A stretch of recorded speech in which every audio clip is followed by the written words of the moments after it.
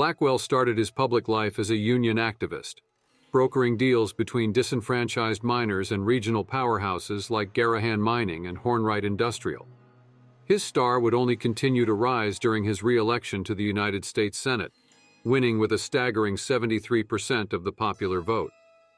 Blackwell gained notoriety among fellow politicians for his consistent stance favoring the people rather than the elites, and asking uncomfortable questions, like the purpose of building automated nuclear silos across Appalachia, or the apparent timing discrepancies between civilian and military nuclear attack warnings, enough to be threatened with imprisonment by the powers that be more than once. Blackwell was effectively a senatorial muckraker, routinely causing scuffles in committees when he pointed out conflicts of interests and exposed corruption. In one instance, he humiliated a fellow senator, Senator Clark, before the Senate Committee on Nuclear Energy, when he revealed that Clark's push for lifting the ban on extracting uranium from the largest deposit in the United States, situated beneath a national park, was motivated by the stake the senator had purchased in atomic mining services. Unofficially, Blackwell also made inquiries into the bizarre investments made by the Department of Agriculture in Appalachia and the activities of the department's secretary, Thomas Eckhart.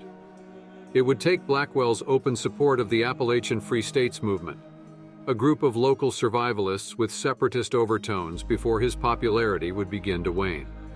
But as minor scuffles between the Free States and police broke into open violence, Blackwell's support for the Free States only grew, as did calls for his resignation. However, his staunch opposition to Ballot Measure 6, which would rapidly accelerate the automation of Appalachia and deprive people of jobs and income, kept him popular. However, they also made him a target for Daniel Hornwright.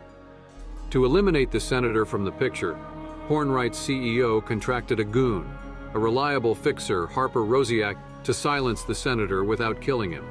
Rosiak's chosen avenue to achieve this was to issue threats against Blackwell's daughter, Judith, under the guise of sticking his nose where it doesn't belong. Convinced it was a retaliation for his investigation into Eckhart's activities, Blackwell vanished. Calls to his Charleston office and home went unanswered, and Judith stopped showing up for classes at VTU. Multiple search parties were organized by police and concerned citizens, but produced no results.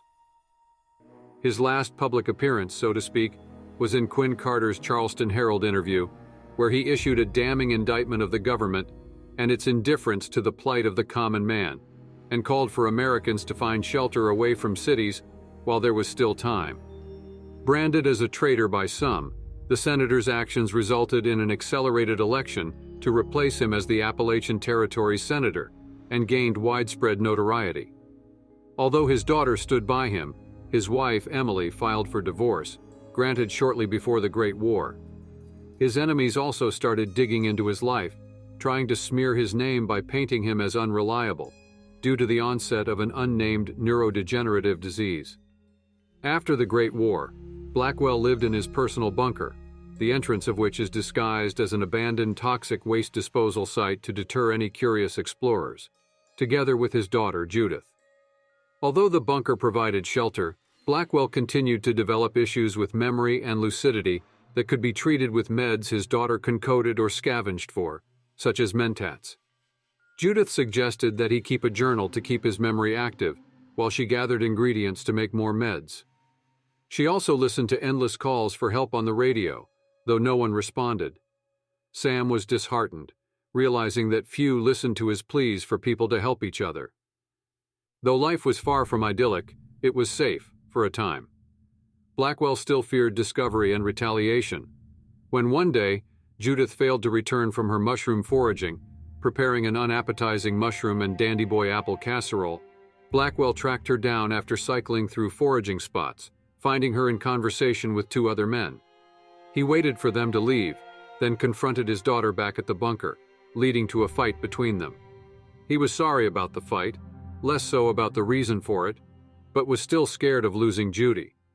This made his first encounter with the scorch beasts, experienced while outside hunting, much more horrifying. He saw the scorch beast, a monster the size of a corvega, looking right at him 500 yards away, while perched on top of a ridge. He barely made it into the bunker, where Judith assumed that it might have been a hallucination caused by his deteriorating neurological state. Just to be safe, however, she also ensured her father always took the biggest gun with him when he went outside. Judy fell ill from an unspecified illness that reminded Sam of both a pre-war illness and similar symptoms being reported in Harper's Ferry at the time. On February 15, 2084, his daughter died as a result. She died practically in his arms, right as he was preparing to carry her to the White Spring, ready to trade his life for hers. He never got the chance. The bereaved Blackwell reconnected with the Free States at Harper's Ferry. Having disappeared so long ago, and in the aftermath of the war, other matters taking precedent over a missing senator, everyone either didn't know who he was or pretended that they didn't. Raleigh Clay put him to work at the armory, cleaning weapons away from other people. However, while Blackwell's neurological state steadily worsened, he was far from gone.